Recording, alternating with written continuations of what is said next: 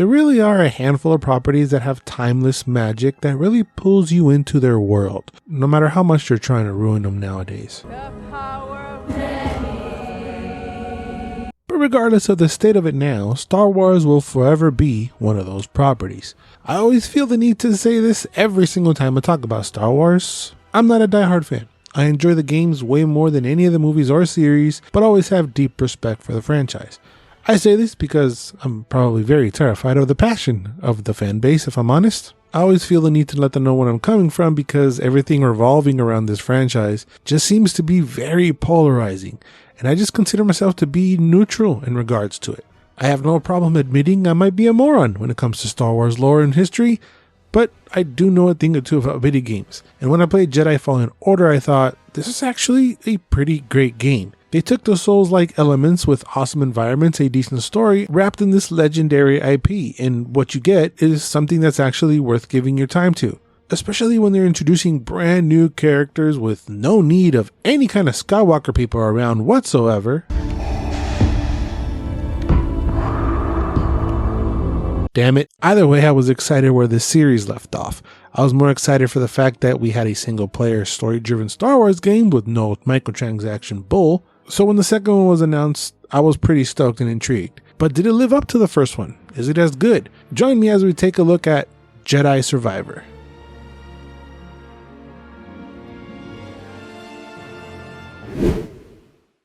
The story picks up 5 years later after the events of Fallen Order. There is a novel out there called Jedi Battle Scars that covers the events in between the games. I did not read it, but if you did, feel free to educate me about it down in the comments. So Jedi Knight Cal Kestis and his old team have now disbanded. Now he's equipped with new, cool, tough crewmates to help him fight against the Galactic Empire. Get back here, Cal! We're almost... Okay, teammate. When things cool off, come and find me. His goal is really to find a safe haven to hide from the Empire. So when the Mantis gets damaged from his last mission, Cal seeks out our old buddy Grease to fix it. While searching for parts for the Mantis, Cal saves a droid named Z from the High Republic era. She was meant to activate this forest array back in the day, but got stuck. So Cal decided to help her, and while doing so, he has a vision of these two High Republic Jedis, Dagan Gera and Santari Khri, who have seemed to found this mythical planet of Tanalorr. He also finds Gera himself and frees him, thinking they're on the same two. Blue, aka Jedi. But no, he a red guy. He a really mad red guy, because the blue guys, the Jedi Order, abandoned Tanalorr altogether, so he's pissed off at them and teams up with the Bedlam Raiders to try to find it. So Cal heads out to find his old homies so they can help him find Tanalorr before Gera does. All this while being hunted by the Empire. The story did have me engaged. There were some twists and turns, and they do build up Dagan Gera as a formidable foe, I thought. And I found him to be kind of interesting. I felt that they did a pretty good job with him, than him not being more of just like an obstacle that's in the way, rather than the final big bad of the whole story. Kind of took me by surprise. I was expecting him to have an even bigger role in how the story unfolds, but nevertheless, Cody Fern, along with the rest of the actors, did a fantastic job in making these characters feel real and important. The direction in the cutscene is top notch for gaming standards, and making me feel like I was watching a movie or a series, just the way everything is shot and how the camera moves. Also knowing when to have pockets of fun while telling a much darker tone story for Star Wars, and they just balanced this perfectly. Cal himself does feel different from Fallen Order to here. He feels more mature and understanding of not only his abilities, but his purpose in life as well. And through cutscenes and conversations, they actually did a pretty good job in catching us up on what happened those years and what led to the breakup of the squad. It's more like a amicable separation. They just made it feel like it was way more negative than it was. Like there was no love lost or hard feelings between any of the characters. They just had different missions in life, so they went their separate ways. I will say that the ending was a bit abrupt to me. Yeah, the game was over 32 hours, but when you're playing the game, you can feel what part of the game you're in. And in this case, it felt like a semi-big mission. I am going to say it left me a bit unsatisfied story-wise, but it definitely left me wanting more. Kobo is our main hub planet, if you will. It's a pretty big planet with a bunch of sections that are blocked off because it's behind stuff we can't do yet. So it kept offering a ton of places to explore once you do get those abilities, Metroidvania style, if you will. Something I did like this time around was building up Grease's cantina that you come into. Not aesthetically, that would have been cool, but by filling it with people you come across while exploring. So as you're out helping people across the galaxy, aka some of the side missions, not only will the town flourish with people walking around, but so will Grease's cantina. And it opens up for more stuff to do, from finding this fishy dude that gets you fishies for the tank, to finding a DJ, to unlocking a whole bounty hunter list to take out, leading to a very fun payoff. There's this cool battle game you can play. You can plant flowers. It was always very intriguing finding someone out in the wild, because you never know what they were going to bring to the table for you to do next. But their side mission feature that they called Rumors did give me a little bit of FOMO, because they didn't mark these people on the maps with a giant arrow above their heads letting you know that they're actually important, which you don't need. But by not having nothing, it forces you to talk to every single person you come across, because you just never know what that conversation is going to lead to. I don't actually think I missed on anything. The game does a pretty good job in pushing you towards the right direction to find people, especially when you're just naturally exploring. But it didn't take away from my feeling of FOMO while playing. Plus, the map is kind of meh. It takes some time to get used to even read. It wasn't really the best. There are map upgrades, aka markers, that show you where chests and more important stuff is. But I don't know, I wasn't a huge fan of the map. It's kind of goofy. So I wish some sort of Ubisoft marker where you mark and you can see while you're running around, just to know where I'm going, especially early on. But I will say, once you do get the hang of the lay of the land, it wasn't actually too bad. There are 6 planets, or maps I should say, that you travel to. I know it might not sound like a lot, 6, but you don't get to see the whole map on your first trip because of the Metroidvania elements I mentioned. So through story, you'll be traveling back to them and uncovering other parts you couldn't get to before. And while some areas are smaller, like ships, there certainly are other ones that are big enough for you to use mounts. You got this bat dog thing and the chicken kangaroo raptor guys. They were a fun way to get around, and I did like that you have to do the Yorchi betrayal to reach onto higher grounds. This is a Souls-like series, so it features a bonfire system with the meditation. If you decide to rest, it respawns enemies. Also features loss of experience, and it stays with the enemy that kills you, and by defeating them you regain them. It has similar dodge, stamina, and block bar, similar health recovery and parry system. There's a shortcut system that is used nicely here as well, and it increases the combat stances from Fallen Order to 5. Each have their own movesets, special attacks, and stats like speed, movement, stamina, block bar, all that. The first one is single, the basic one, a balanced stance in terms of speed, defense, and all that. It's really straight down the middle. It's the Mario of lightsabers. Then you have the double bladed, aka the Darth Maul, aka the This one's great for crowds because of its range and its defense. Then you have dual wielding, which is the fastest one, but with super low defense. It looks cool, but just wasn't a fan. The auto parry was cool though. Then you have the cross guard. This is the stupid Kylo Ren one. This was the slowest one, but it's also the most powerful one. But it's kind of slow to me. It messed me up. I didn't like it. I did like throwing it around though. And finally, you have my favorite, the blaster. You have a saber in one hand and a blaster in the other, adding so much more range with the blaster that oddly enough reloads by hitting enemies with the saber. Not sure how that works, but this was by far my favorite because of the range. All the other ones fell in comparison in my opinion. I had the speed that I wanted with the mobility and the level of defense, and I also have a range attack that I could just back up and shoot these fools with. And so because you can equip up to 2 stances and switch them with the press of a button, I had the double bladed with the other one when things got hairy with big old crowds. If you play Jedi Survivor, let me know down in the comments the stances you like to play with and why. I love reading you guys' strats on stuff and how you play the games. While you're down there, leaving a comment. If you're new and you're enjoying the content, if you could subscribe to the channel, that would actually be pretty great. So you do unlock these as the story unfolds. It always feels like you're using a lightsaber though. No matter which one you use, they all feel pretty fantastic. Reflecting blaster shots is just super satisfying, and it feels even better than it did in Fallen Order somehow.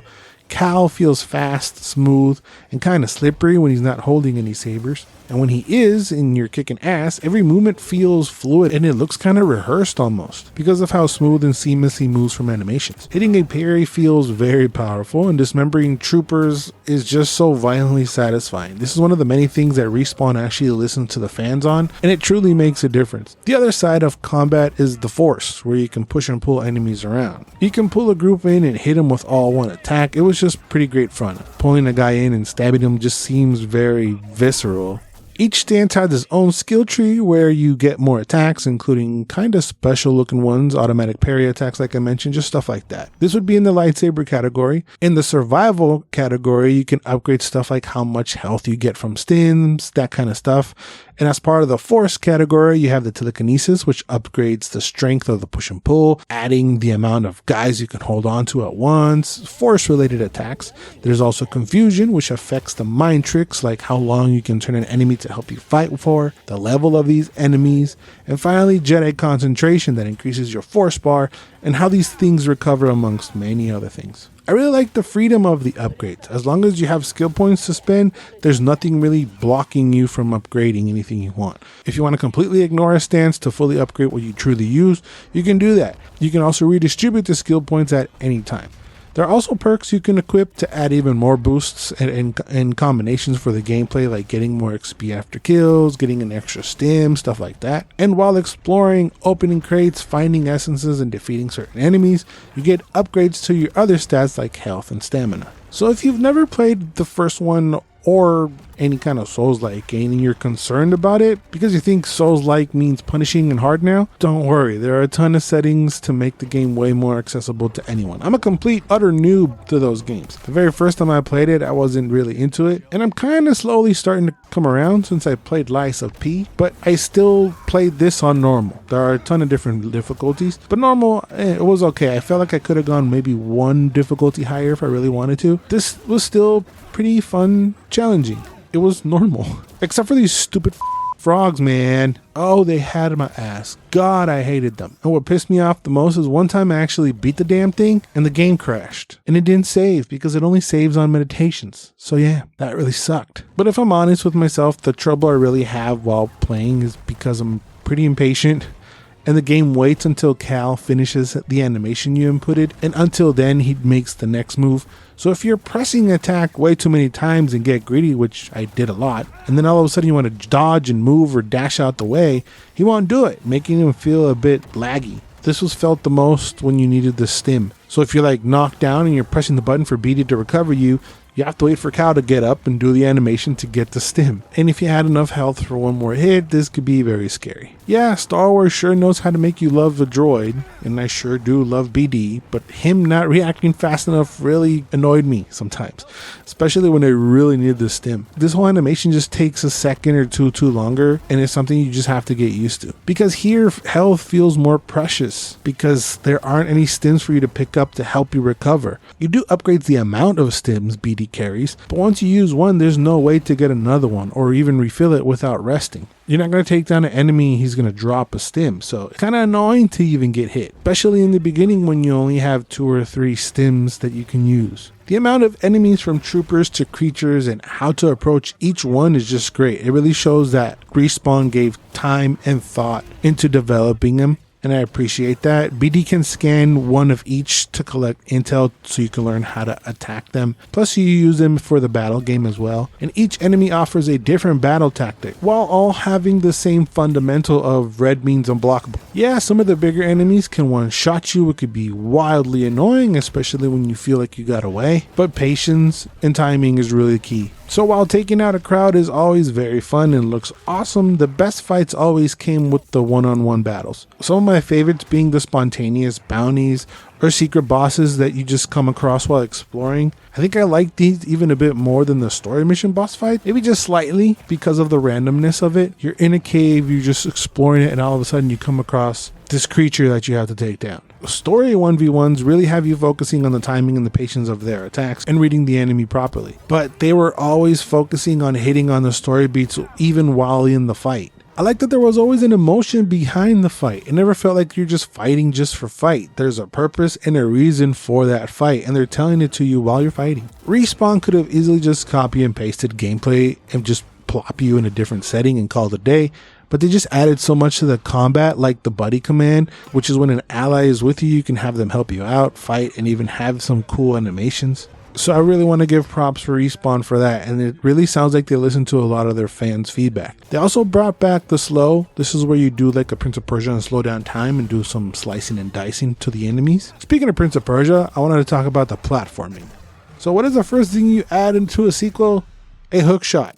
And let me tell you, It's great. I love this little range circle thing. It's so simple, but it just lets you know that you can use it. It gives you the perfect feedback. How many times are you playing a game with like a hook shot type deal and you're pressing the button and it won't work? Maybe because you're not in range or you're too close, but you just don't know. You think you're good, but you're not.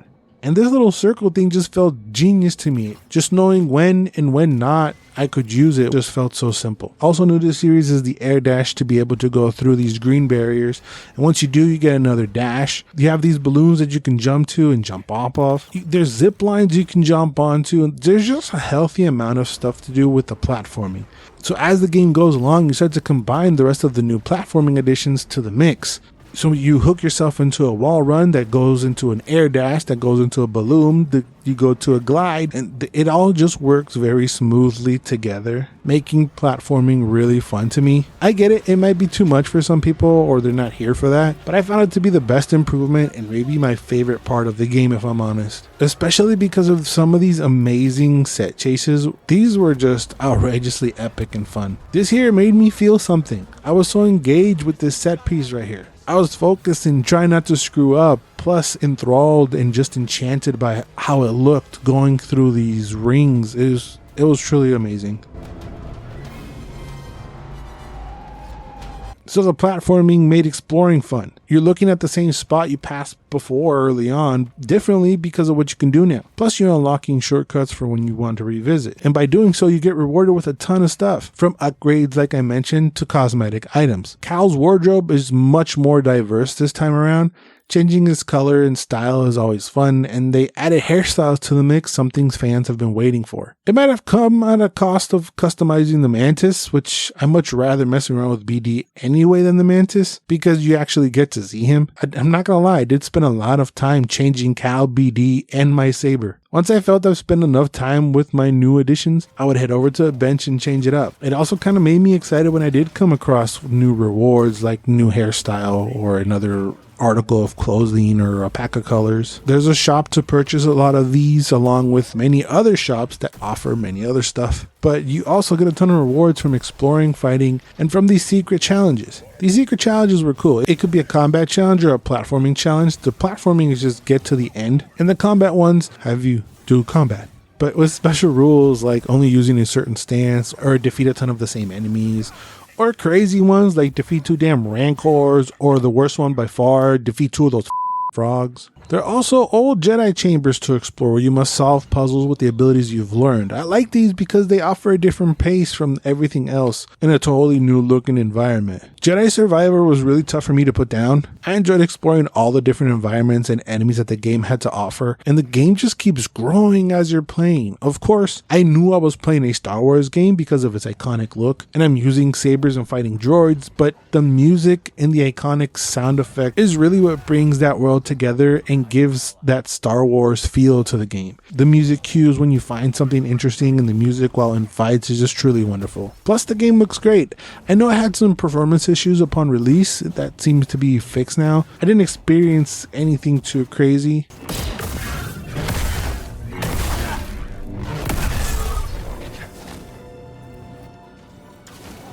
So if you stayed away because of those performance issues that happened upon release, now it's a good time to come back because all that seems to be fixed now. So was Survivor better than Fallen Order? I'm gonna say yes, because of how much this game grew from the first game.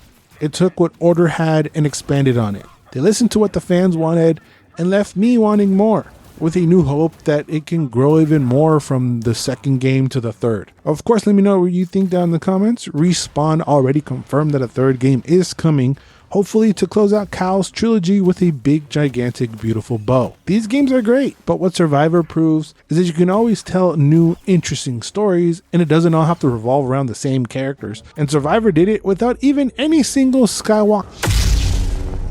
And I have come for you. Well, shit.